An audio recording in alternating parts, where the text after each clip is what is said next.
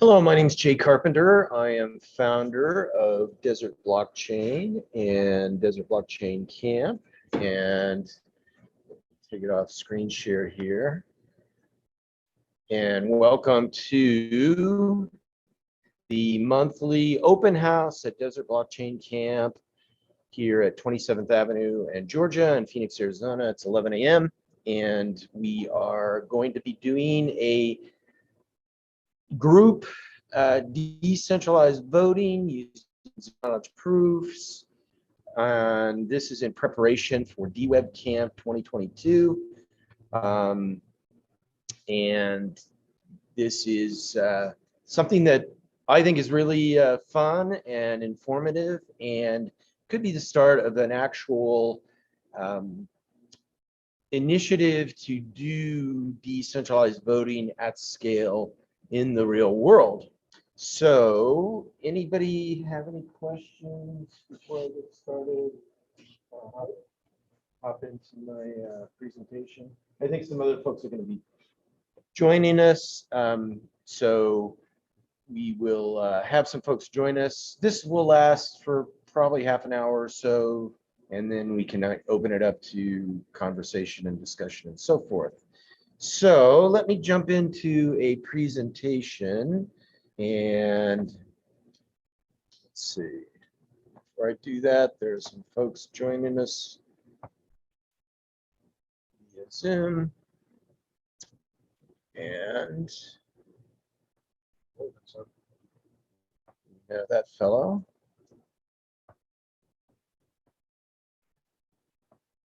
Welcome, Randy. And let's see, this is what I need to do. Pardon me, I need to plug in the speaker here.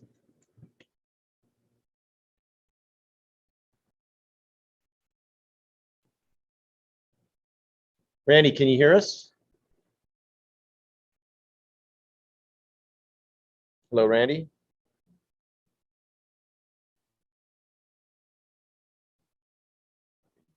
Test.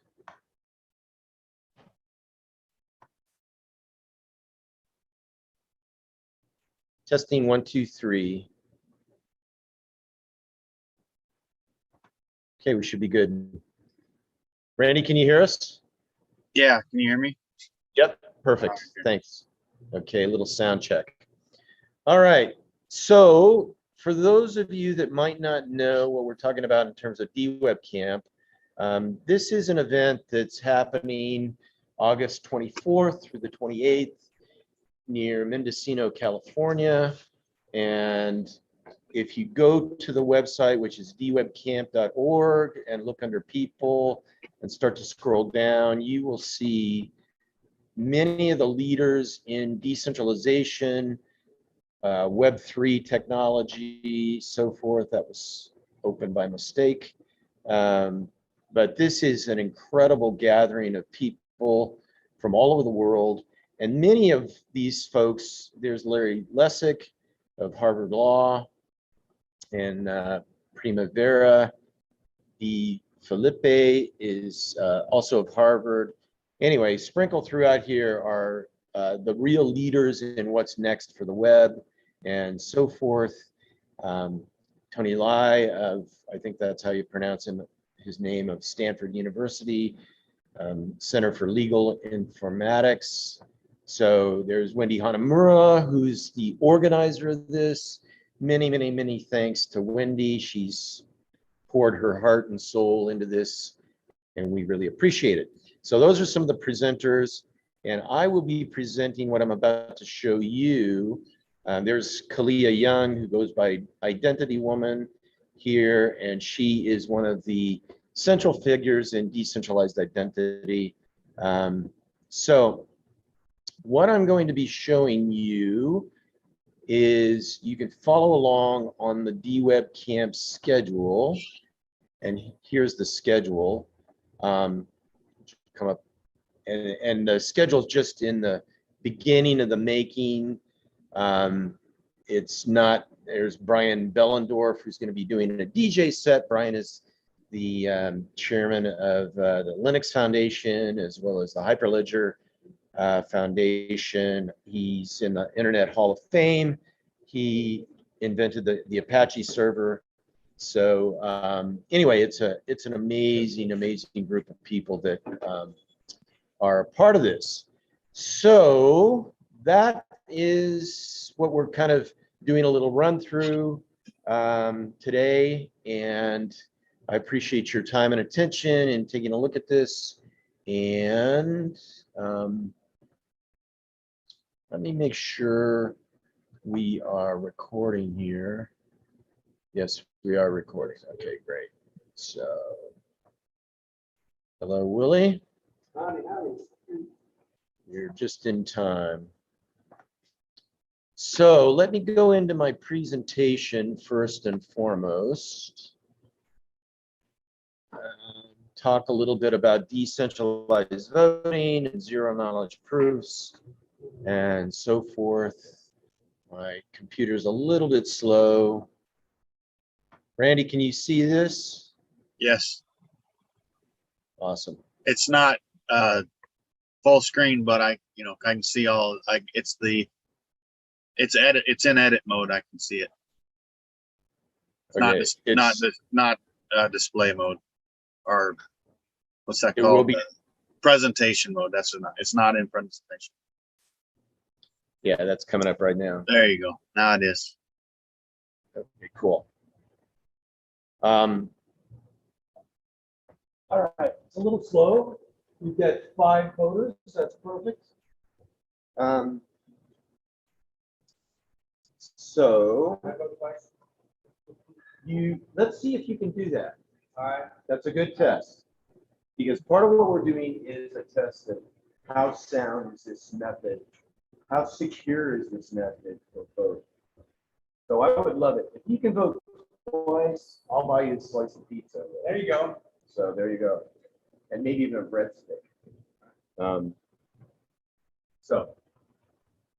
So this is, and I've been doing this presentation for a few years. I've tried it on multiple groups, and it always seems to work. But this is an image from DWeb Camp 2019. And this was in the Geodesic Dome, which is one of the meeting spaces. And the fellow on the right is a Vic, who's actually from Arizona, who teaches at Arizona State University, computer science. And he is an incredible talent in the Internet of Things and so forth. So, but if you're watching this, you'll notice along the sides, there's kind of like random numbers. Anything from 0 to 1,000 is along the sides. This is actually going to be our public key, okay? So, and I'll be passing these out. In fact, I'll go ahead and do that. Picture. Yep. The whole picture with the numbers and the picture? Yep. Oh, okay. The number is the So just don't try to figure it out. Just go with it. And so here is the public key. Everybody gets one of these. And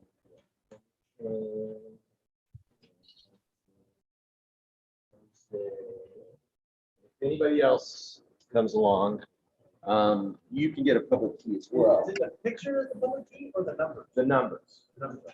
the number. So the picture is to give it some interesting dimension, as well as give it a direction in terms of what's up, what's down, and so forth. Okay.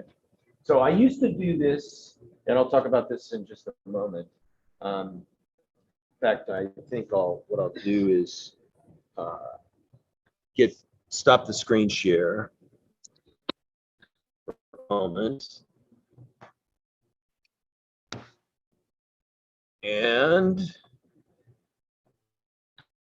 okay, so what I just passed out was this, which is a paper with the image that you just saw on the screen share. And along the sides, it has numbers. And this is actually our public key. And I'll explain what that is in a moment when we get into the voting part. But just to set the stage, people are probably familiar with this. This is called Where's Waldo? Okay.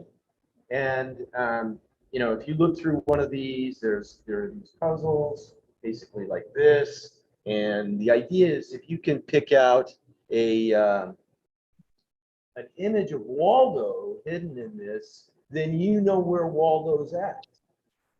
So this is what I used to use. And now we're going to be using the paper that you have in your hand, which has an image of DWeb Camp 2019 with some funny numbers along the side, which you'll find out how those work in just a moment.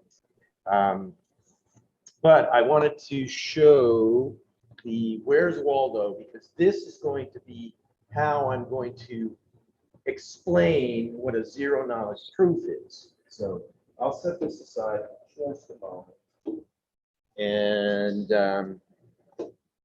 go back to screen share.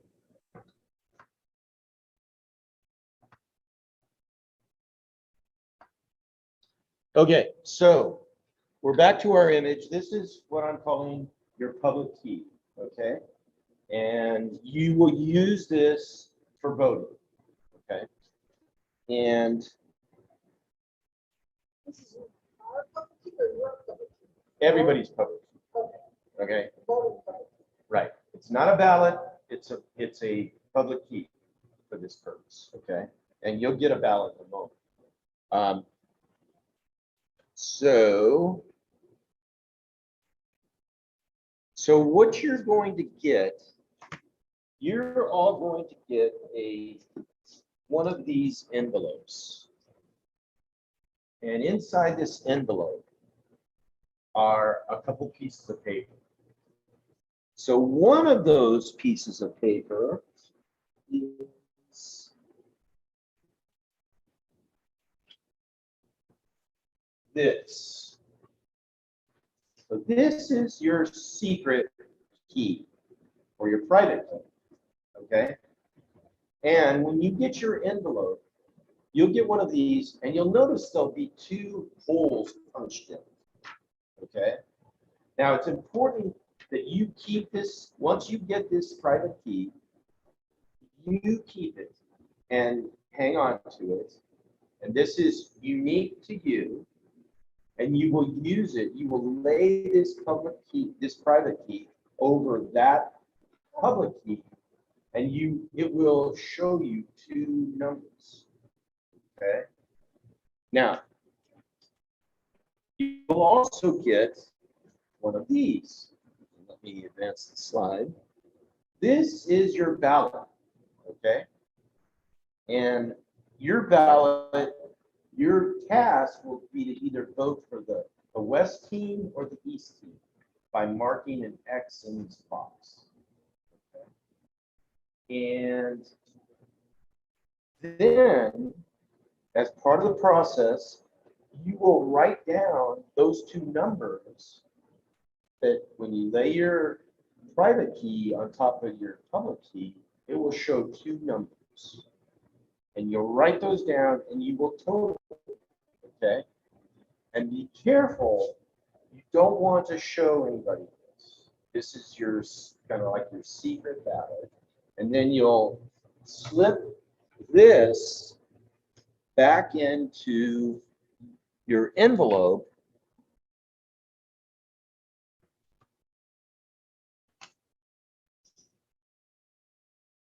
So you will take once you fill out your ballot, you'll put it back in the white envelope. Be careful not to show anybody your ballot. And then you will give those ballots back to me. Okay. So we'll step through it as we go through. So we got some other folks joining us, and they'll be able to vote as well. Or yeah. Exactly. Howdy, welcome. We're getting started. Okay, so I'm not going to ask if there's any questions. Just go with it, and we will step through this. So basically, within these envelopes, you will have a private key, which you'll apply to your public key, and you will have a ballot. And I also have markers for everyone. So pass out the markers. Each take a marker. Pardon? It might be through the business. No, no hanging charts. No dangling chads. So, you guys want to vote? I'm sorry, we're late. What are we voting on? You're voting on the East team or the West team? Sure. So Yeah. let me give you.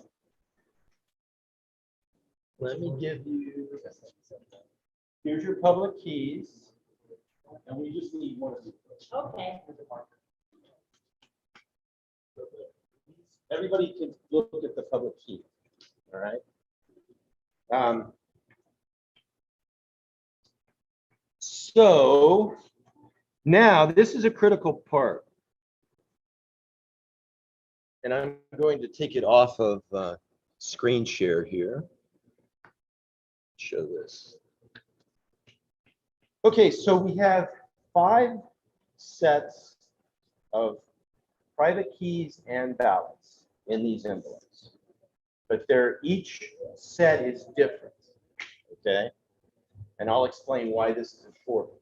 But let's assume that one party assembled this, and the other party assembled this set, and both parties, though, have checked the integrity of these valid private key sets, okay? So now, I'm going to ask somebody with a coin. Does anybody have like a quarter or whatever you could flip? We're going to say, okay, so we're going to say this is heads. So this is heads, this is tails. So whoever flips the coin, and it'll land. If it's heads, we're going to use this set, and if it's tails, we're going to use this set. Okay, go ahead and flip it. Yeah, go ahead and flip it.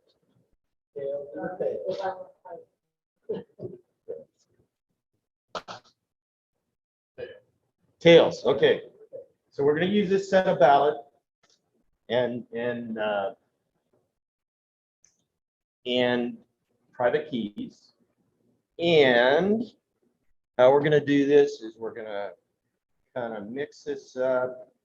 You want to mix this up? Yeah. Mix them up however you want. Okay, is everybody satisfied that these have been shuffled somewhat? Okay. So, Tricia, I'll let you pick.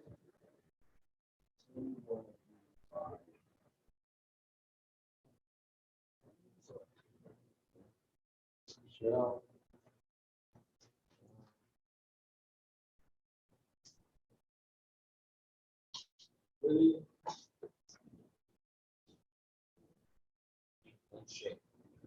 Okay, so 5 of you are going to be voting, and each one of you has, again, a private key, which looks like this, and your ballot. So take your private key and put it over your public key like this, and it will reveal 2 numbers for you, okay?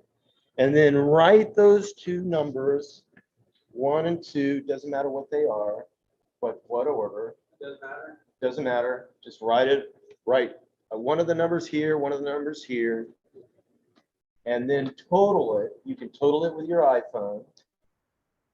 And then mark one of the X's, one of the two X's, that's your vote, for either the East team or the West Do team. we have to write our numbers down? Yes, you have to write your numbers down. Not just the. Not just the total, you have to write the numbers down. So Write the number of each one. lay your private key on top of that, and it will reveal two numbers.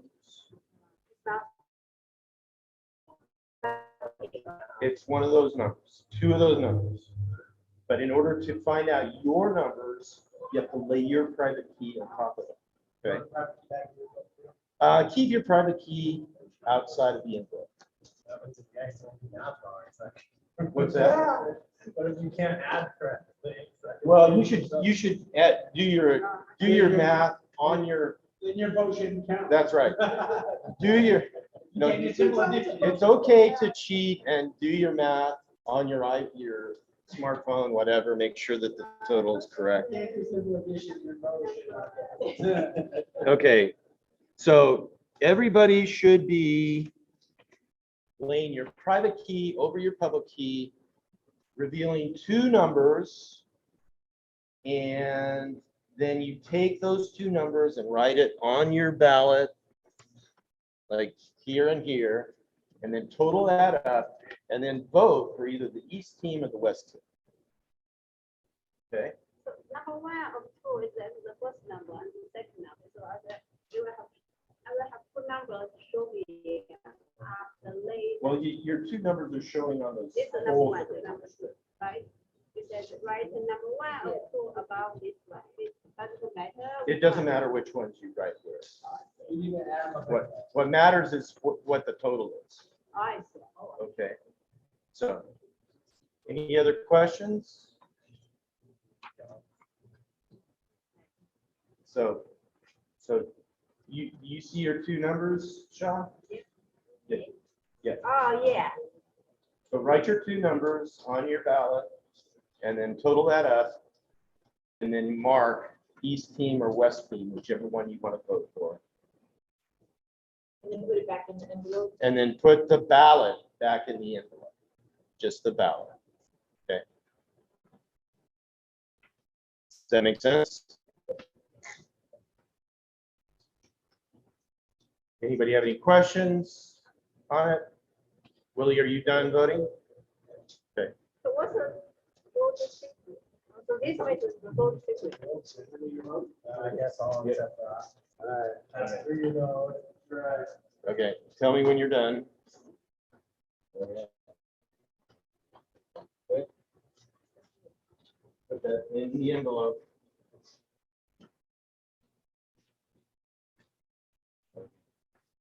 And Michelle, let's see, do I have 5? 1, 2, 3. Yep, 5. So I've got 5 completed ballots, right? You want to mix those up? Michelle is mixing up the voting. She's doing a tumbler on the voting. Okay. Willie. Yeah. Will you come up and remove the ballots? Isabella's going to be doing this in a few years. So remove the ballots and paste them. Use this tape, paste the ballots on. I'll take the envelopes. So, yep, perfect. Okay. 1 for the West team. 1 for the West team. Okay, great. And very good. I think you started at the first ballot. 2 for the West team. 2 for the West team. Nice. So notice what's happening here. We have the total is 380. The next one is 381. You have 382. 3 for the West team. 378. Okay, that's fine.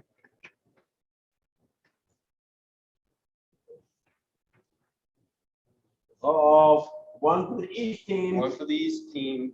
Can I do a ballot that's invalid? If it votes for the one, Okay. you didn't vote for it, it's a dollar. We should have just like tried to cheat on that too. 4 for the West team. Ha, ha, ha. Clearly, the West team Okay. is the best. Thank you, Willie. Anyway, All right, so here's what we have. We have, this total is 380, 381. Wait, let me start with that. Here's, now this is really important.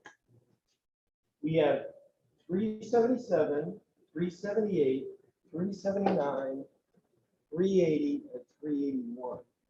So we have 5 ballots where nobody knew what those numbers were until you actually applied your private keys to the ballots. And can you see that we have a very high probability that this vote has integrity?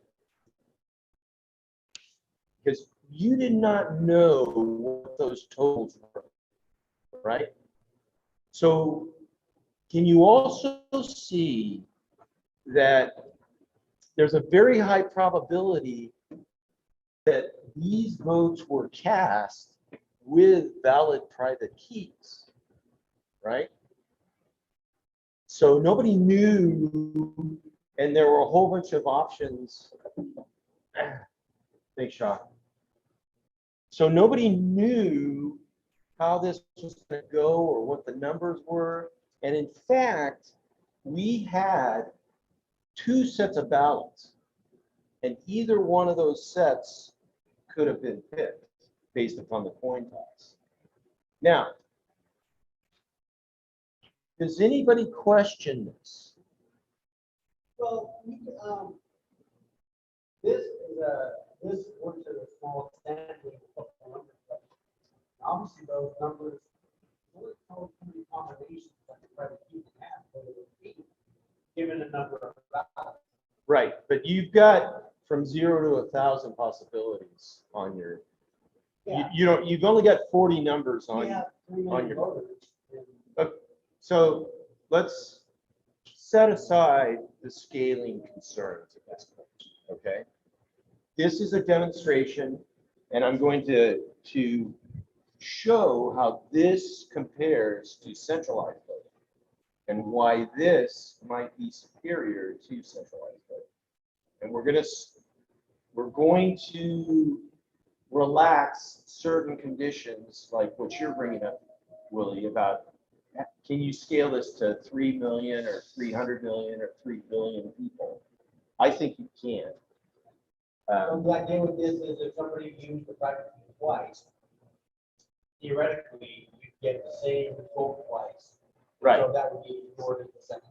Right, and that would come to the surface by everybody being able to see and audit on their own interests, the actual votes. So do you see how this is different than when we cast votes and we rely upon some central committee to count those votes? So, yeah, so, What would we concern I can see with this?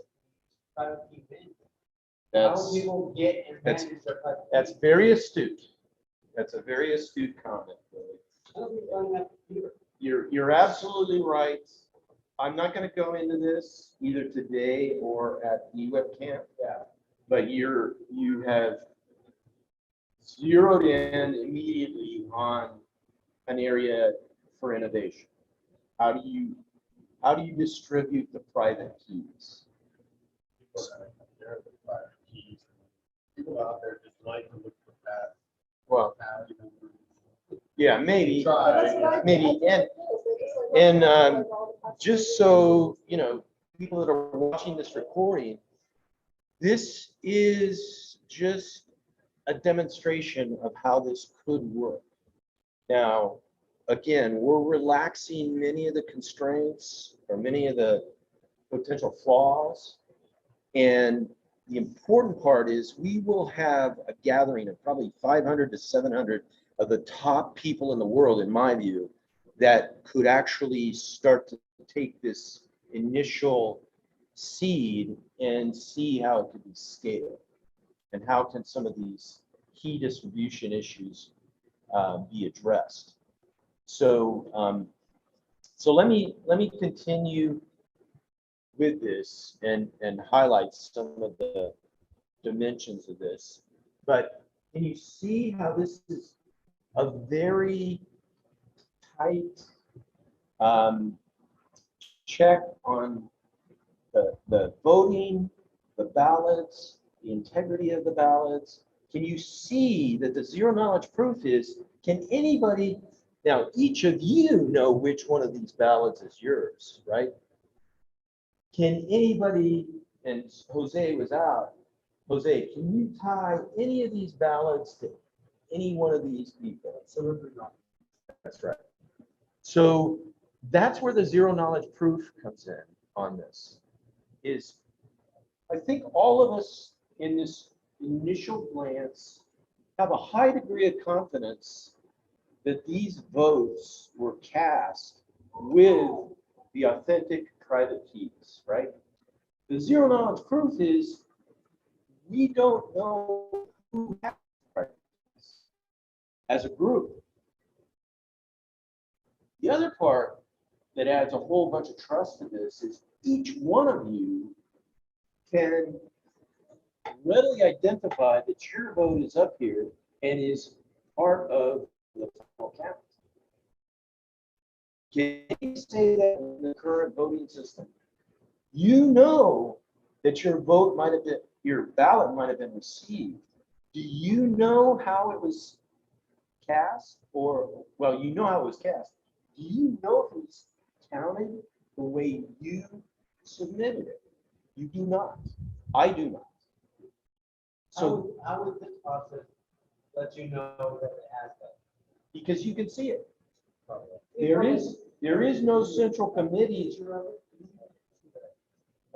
I'm saying, imagine this is like 300 million of these pieces of paper up on a board. Yeah. Each one of you, I would say, has a very, well, you can see, How would you go through that and see which doors? because you know the total. I don't know what your total was. You do. Nobody else knows what your total is.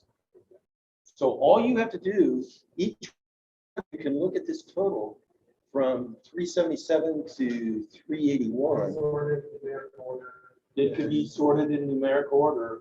You could then do your own check, your own audit of this process and say, I agree with the total, and I can see that my vote was part of that total. We cannot do that today. At best, it just says, oh, we received your ballot. Right. You go to your county's page, so I've looked, and it just says, oh, it was received, but it Yep. doesn't say where it went or who. How it was counted, Yeah, who counted it. yeah. You have none of that information. Can you see how this is aligned with the fundamental tenets of decentralization and blockchain and distrust, or let's not say distrust, but verifying, validating the process? You see how this can start from a foundation of distrust, where nobody's trusting anybody else that's doing this, participating in this voting.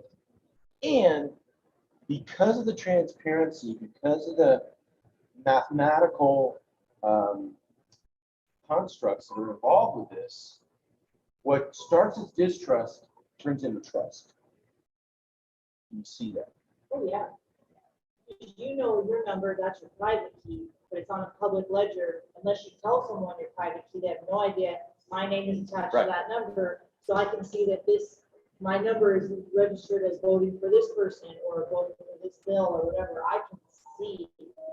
And again, unless you tell them your private Right. number, they don't know you voted for that, but you can verify you voted for that. So Patricia, that's a great point. I'd like to make that point, because how many of us know how our friends and family voted? Lots of us. As I'm driving down the street, I can see people with bumper stickers, right? For one party or the other. So if you so chose, you could actually go up and say, okay, I voted number 381. I could put my sticker for either party on that. I could put my name. I could announce it on in all the social media, all that stuff. So that's another dimension of this.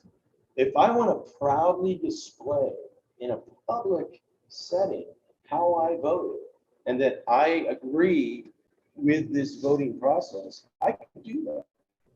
And in fact, people, you could put it in your, we could create NFTs out of it. You could put it in your wallet, whatever.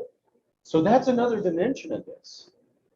Nobody's able to, that I know of, could fish out their ballot out of the centralized voting constructs, put it on their front window or their, you know, make a bumper sticker out of it or whatever, drive around town, say, hey, I voted for blah, blah, blah, and I'm proud of it. I want to own it.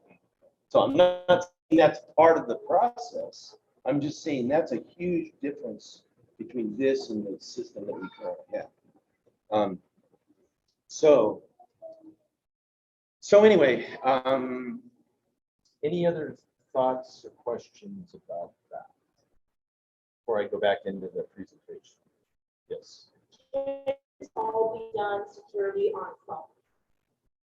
That's a great question. And Will that be like something that we're discussing?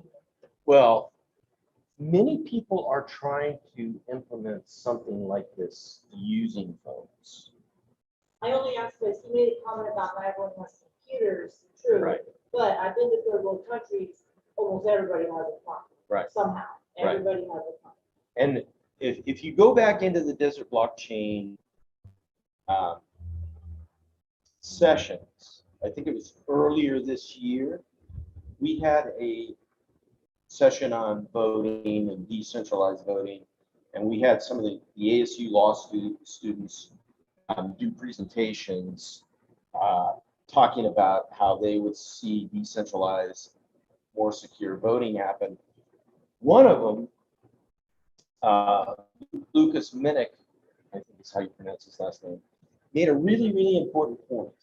And this goes to your point, Patricia. He said he thinks it's important to have a paper being part of this process. I think it's really important. I think for this to really work, there has to be a paper part of this. It adds a certain permanence. It heightens the trust. I think a totally electronic process will not be able to eliminate the doubt. Hackers changing a bit from a 0 to 1, that's all it takes. So General distrust in the technology that you can't look at. Right. It's harder to audit. right, it's Some harder. people don't understand it too, so papers, they understand. Yeah.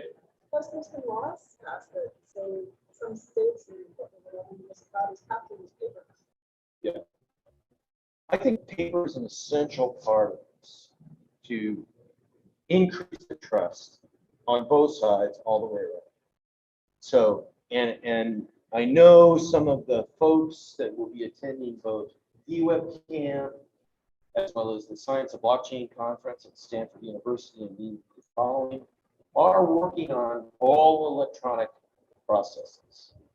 And, you know, that would be wonderful if we could do it. It's my view that there has to be paper as part of the process in order to achieve the level of trust from both sides that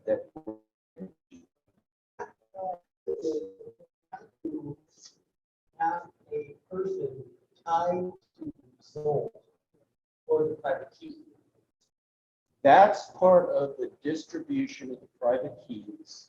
That's part of the, I'm going to loosely call it zero knowledge trust or zero knowledge proof.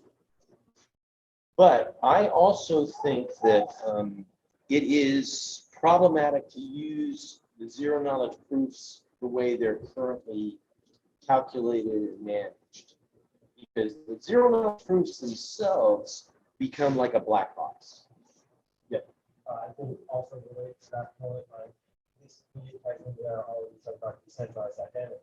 Yes. Talk about, yeah, most people are going to forget or don't want to be assigned a private key. They need a proper identity identifier that they're also still private. Right. You know, they can see their public identity identifier. No, that's my vote. You know, all that shit is wrong. Right. That's a key part. You two are both hitting on critical parts of this. This is very closely tied to decentralized identity for this to work. So yes. Well, when you're talking about voting for the political process, you know, that requires a lot more, you know, level of security and all of these things that we're talking about, as opposed to voting for, you know, the common document. Right.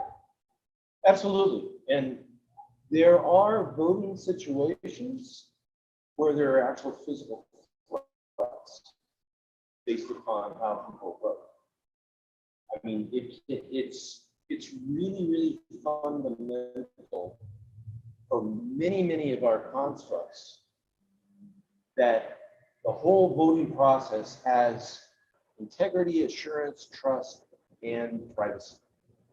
There's an interesting element here where, like, I would want to have the same public key for every single vote. Right. Because then you see that number is always voted in this way or whatever, and you can look at all the past votes, just have a form of profile about who that voter is or what they're going to vote for.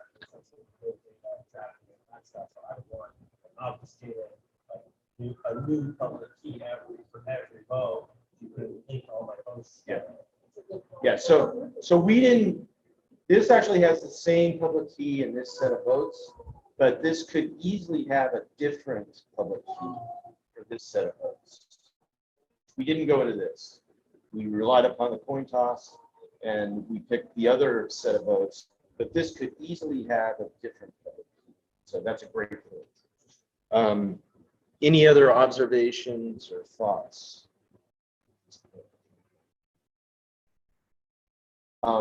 You guys are great. You voted successfully with very little instruction, and the vote came out, it appears to be in order. No math errors, that's right. So, so anyway, let me go back into the screen share, and I'll finish the presentation, and then we can turn this off. Pizza just arrived, so. Now the West. West gets the victory celebration. West gets 4 out of 5 votes. So, and everybody can total that up. Everybody's confident. Willie just paid off Shane for his vote. But you can see the integrity of the vote is sound.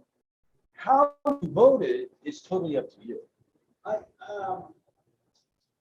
This seems like it would be very tough to manage if you not have a biometric source type of keys. Because I think one of the biggest complaints of that movie that just came out about the Dinesh D'Souza thing, have you seen that? No. What we did was we used the software the FBI used to track cell phones. And on voting day or before, when they have the drop boxes. The 2,000 mules, is that what you're talking about? Yes, that they have many people that have their cell phone at 10 or more drop boxes. Yeah. And there's even video on some of those drop boxes showing people stuffing all kinds of ballots in there. But yet there was no ballots that were printed as ballots. And so the thought was that these were harvested for people at old folks' homes that didn't have So the wherewithal to do stuff or whatever. it's a great point, Willie. And you guys you brought up three Part of the really, skill. well, you brought up three really important pieces to this. And I'm glad you're bringing them up. I'm glad you identified them and that we're articulating them during this session. So let's relax on the why this won't work. And I think there are ways to address exactly what you're talking about that actually addresses that creates some trust around whatever the electronic component of this is. Okay. So let me. So in the presentation, I talk about what is centralized voting, right? And centralized voting is been around for a long time. We know how it works. We know how to conduct voting. Systems are already in place. And most people understand how the centralized voting process works. What's breaking down, however, in the centralized voting is, and here's from the Wikipedia page, this fellow's showing he voted by having his fingerprint, which has some ink on it, which is part of what, Shane was talking about in terms of identity part of it. That marks this fellow as, hey, he has voted, he can't vote Do that again. now, you take 2 days to wash off. Right, yeah, for a reason. Yeah. So anyway, that's all centralized voting. This is what a centralized voting ballot usually looks like. We check one of the 2 boxes, we drop it into a box, and as we've articulated already, we know that our ballot entered the system. We don't know how this was counted. And we actually I'm not even sure we know that our ballot is part of the total, right? So it's not who votes, it's who counts the votes. Well, I mean, what we're talking about are fundamental issues that are coming to the forefront in this country, and I can guarantee you they are at the forefront in other countries, other realms. So if this process can be enhanced, if the trust associated with voting can be raised on both sides, because each election is an adversarial construct, right? Only one party is going to win. And they're duking it out. We just went through the primaries and we saw some, almost no holds barred in terms of what the candidates can and will say about each other, right? What would you do in a case where ballots debating, say somebody voted for either or somebody voted for both? Your ballot, does that count or as a ballot or no? Do you show it, you think, with the others? So I think there's a way to address that. I think there's a way to address that, Willie, that adds integrity and assurance to it. If somebody makes a mistake, I think there's a way to make sure that the mistake resides with the person who voted. And if they made the mistake, then their vote is invalid. If they didn't make the mistake and they can prove, hey, I voted in this way and somebody tampered with it later on, then I think there's a way to actually prove that in this process. But I'm not going to go into that today or during DWeb. So that's centralized voting. Decentralized voting, which is what we just kind of had a little taste of, focuses on these 3 things. Trust.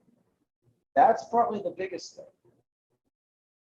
And again, as in all or most decentralized constructs, we start with a foundation of distrust. We assume that everybody out there is a bad actor, that they're going to, you know, take advantage of us, and it's kind of on our shoulders to do the audit for us to create our own trust out of distrust. It's exactly the opposite with centralized voting. It starts with trust. We assume that the voting process is, you know, fair, clean, all that sort of thing. But as time goes on, distrust arises. People make allocations. There's videos and documentaries that come out, like what you're talking about, the 2000 Mules. And all of a sudden, we thought we checked the box and we put our ballot in to a system that we could trust, and then we start to distrust. Totally the opposite with the decentralized construct. If it can be deployed and scaled and so forth, which we're talking about. Yes. Something to with this is, you know, because I've worked in, you know, elections, if the signature doesn't match what they have on file, they'll throw out your ballot. Mm-hmm. And you may have like changed your signature or you're in a rush and, you know, and they could easily justify throwing out that vote because it didn't match. This happens a lot.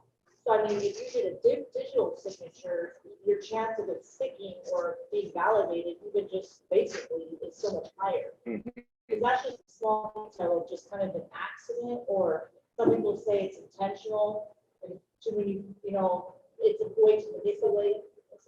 Yeah, so this is even another layer of trust, and just that it's the little things they can use to kind of manipulate votes a little bit wouldn't exist in this way.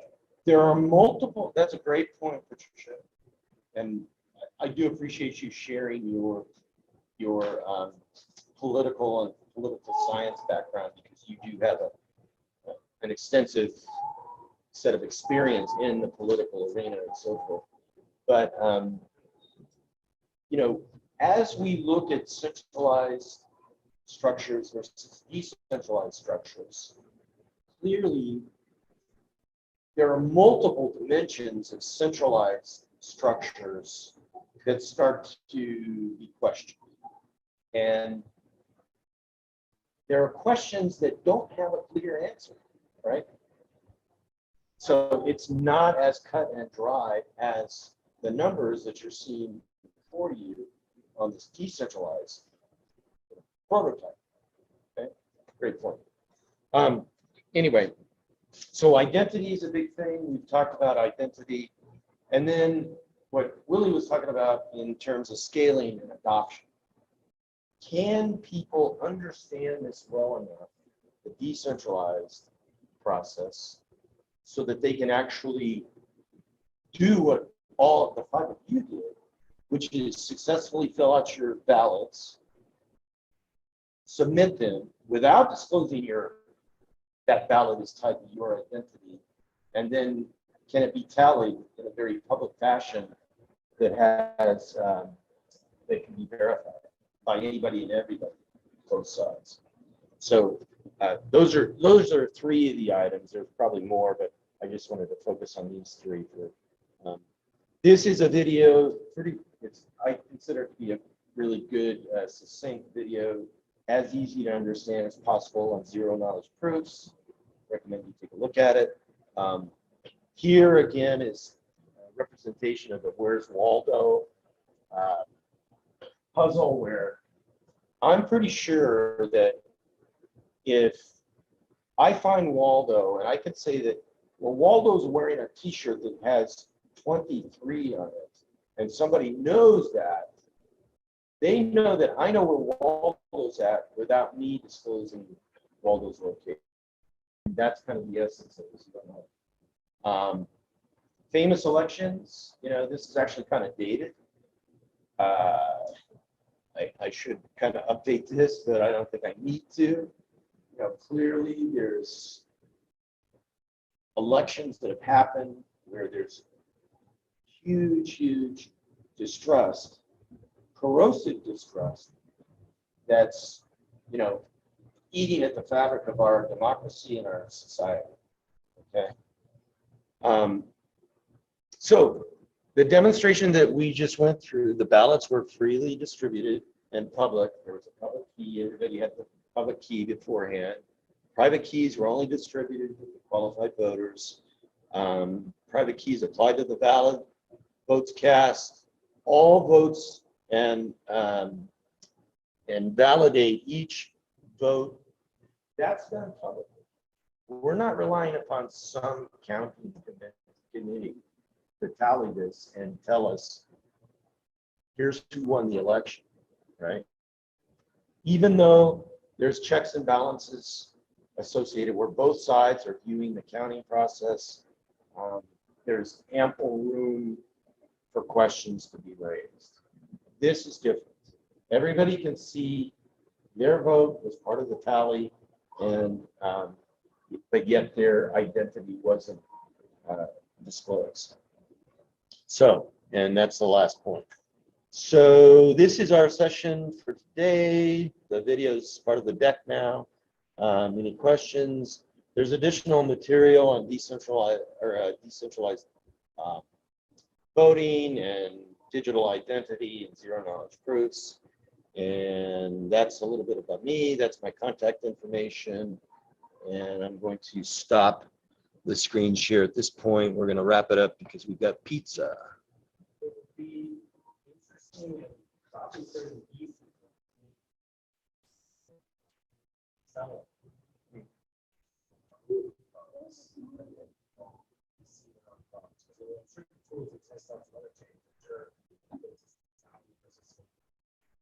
Yeah.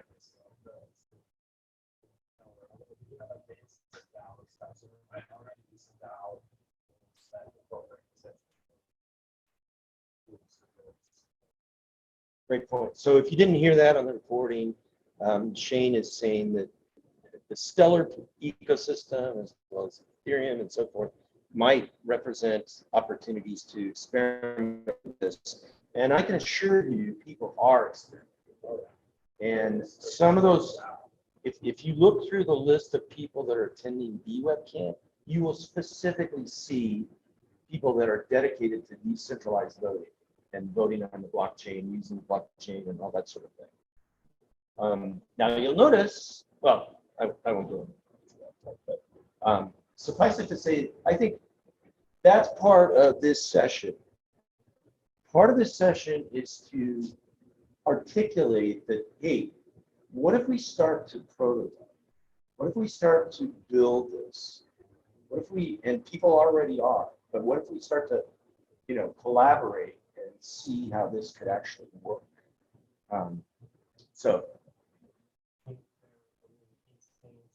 More argument there, sort of change the topics, but it relates to promise. So, if you're familiar, tornado fashions among the fires, mixing service being used for laundry, but one way potentially state public keys for voting would actually be, everybody has to have an NFT that basically qualifies them to vote, and then in order to randomize everybody get their keys back into a mixer and get a random one out, and that was a pretty solid way to randomize public keys again.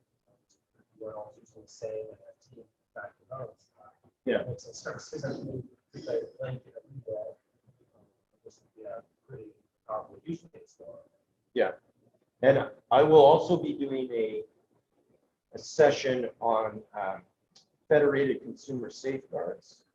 It's designed to open up spaces where things could be tried like that in terms of a mixer service that outside of the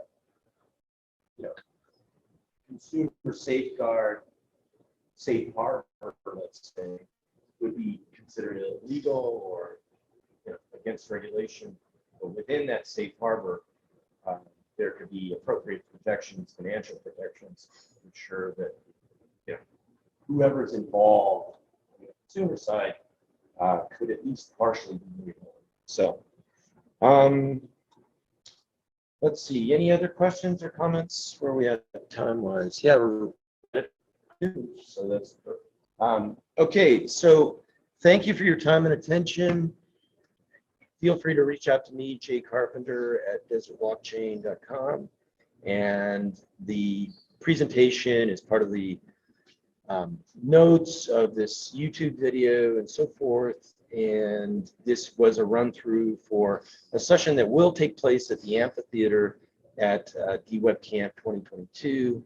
And I'm looking forward to it. Hopefully this will set the stage and give people an opportunity to start thinking about this and add some feedback. So our next session is on August the 24th from DWeb Camp at 7 p.m. in the evening. And you can go to Meetup to sign up for that, and follow us on Twitter at Desert Block Hack, because we couldn't get all the letters in. And appreciate your time and attention, and look forward to continuing this conversation with DWeb. Goodbye.